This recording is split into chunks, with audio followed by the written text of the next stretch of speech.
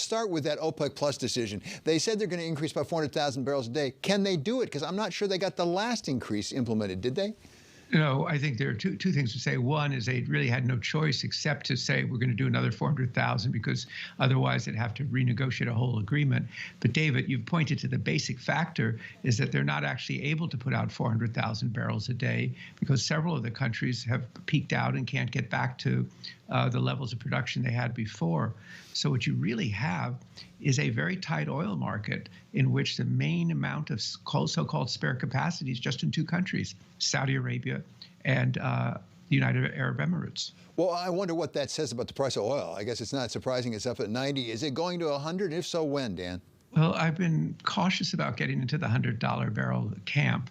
But having said that, we've been there before, and I think this is a crisis-prone market, and that particularly if we see some kind of further escalation in Ukraine, which would pit the two of the three world's biggest oil producers, the United States and Russia, against each other, I think the price, you would see really a panicky reaction in the market. And so it's there. And the fundamentals are supporting these higher prices, at least right now.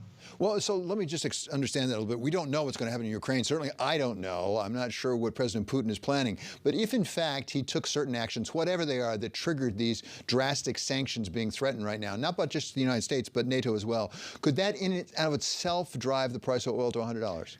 Yes, I think so. I think, this is like the beginnings of the Cold War because no one knows what's in Putin's mind. Maybe he hasn't made up his mind. We just saw that he's strengthened his relationship with China today. But what is his intentions?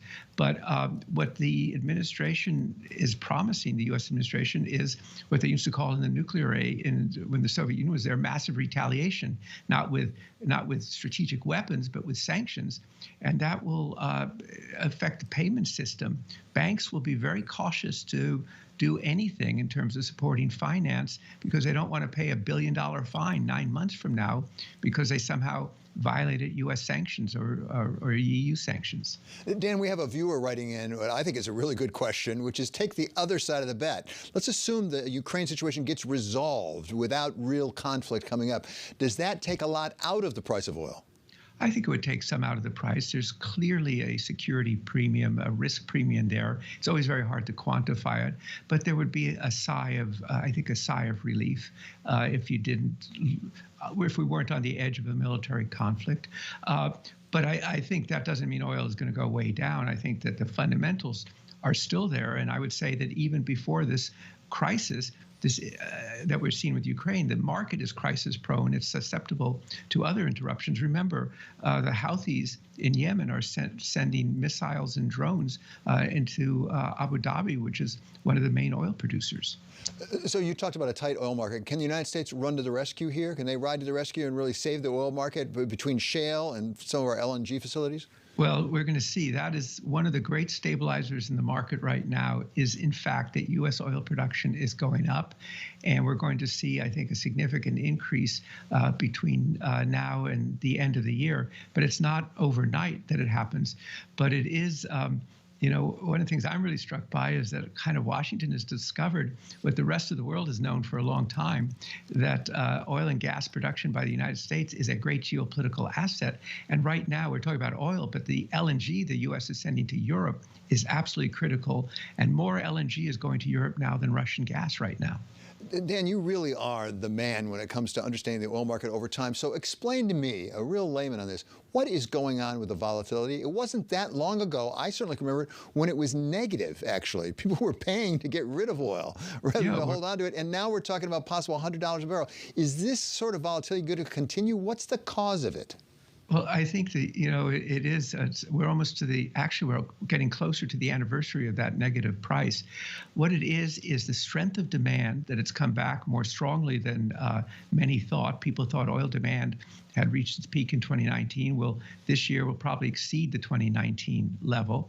And there has been what I've started to call preemptive underinvestment in new resources over the last couple of years. So we're not increasing the volume. And by the way, you have a natural decline in oil fields that you have to replace it too. So volatility is the right word, is one word to describe it. The other is this is cyclical.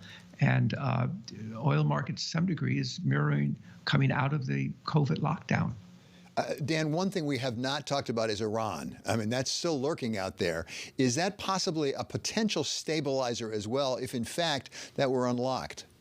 That is one factor. You talked about a calming down of Ukraine. The other thing would be if the U.S. and the others make a deal with Iran, and there's a debate as to how close it is, but Iran would then be able, if the sanctions are lifted on Iran, they'd be able to put 1.3 million barrels a day into the oil market pretty quickly, and that would certainly temper the price, and would see it would give some more.